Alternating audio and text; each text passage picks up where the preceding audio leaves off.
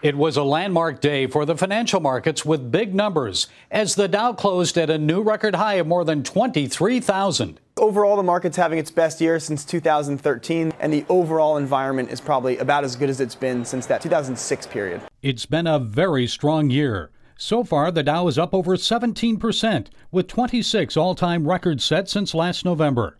Market analysts say the underpinning of the market is solid, and global economic growth is picking up. A lot of folks would say right now the economy is in a sweet spot. One person called it as good as it gets right now for the U.S. consumer.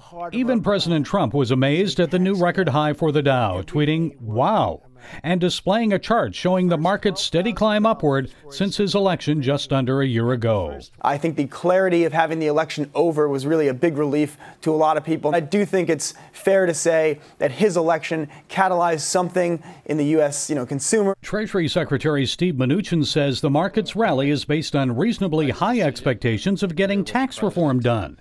And he warned members of Congress that the market rally could run into trouble if they fail to cut taxes.